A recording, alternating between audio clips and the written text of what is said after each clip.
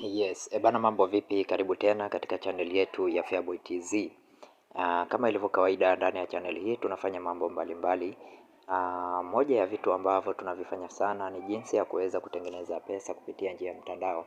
Lakini nilichokuja kugundua ni kwamba watu wengi hawajui kutumia hizi cryptocurrency au hizi electronic wallet kama Trust Wallet, Trust Wallet, Binance, Tronlink, MetaMask na zingine zote ambazo zinafahamika kama electronic wallet.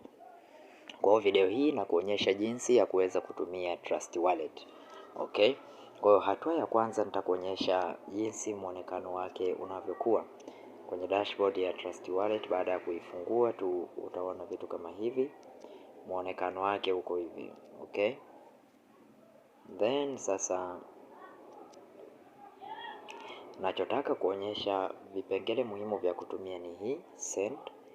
Ukiangalia kuna receive, kuna buy, alafu kuna swap. Kwa hizi zingine zote achana nazo. Sehemu muhimu ambavyo unatakiwa kudili navyo ni sehemu hii ya send, sehemu ya receive, okay? Na sehemu hii ya token. Kwa hiyo kama ukiona token ambayo unaitaka haipo sehemu hii kwenye dashboard hapa, unachotakiwa ni kusearch hiyo token. Then ili kuweza kusearch token uta-click sehemu hii hapa juu. Click sehemu hiyo hapo, uta-click namna hii. Baada ya kuiclick sehemu hiyo utaona hapa juu kuna sehemu imeandikwa search token. Okay?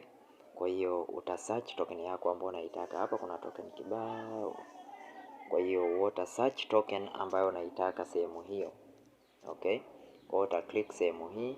Labda unataka token gani? Labda tuseme Dogecoin.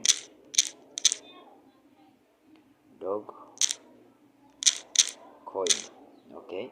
Kwa ukisearch coin yako kama hivyo, unachotakiwa kujua pia ni coin ipo katika network gani. Kuna BEP20, kuna BEP20.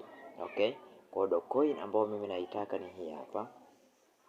Sasa nachotakiwa kufanya ni kuclick sehemu hii hapa ili kuiweka on.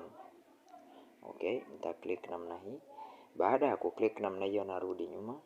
Kwa moja kwa moja na kuwa tayari nimeshai add hiyo coin kwenye dashboard ya wallet yangu kama jinsi unavyoona sasa coin hiyo hii hapa nimeshai add. Kwa na wewe coin yako ambayo unataka kuiadd utai-add kwa namna hiyo. Uta click sehemu hii hapa. Then uta add coin yako kama jinsi nilivyoelekeza hapo. Lakini pia kitu kingine nataka nikuonyeshe namna ya kuweza kusend na kureceive. Kama unataka kutuma USDT ni hii coin hapa. Tether USDT TRC20. Kwa ukitaka kuituma hiyo coin uta click sehemu hii. Kama unataka kutuma uta click hapa send.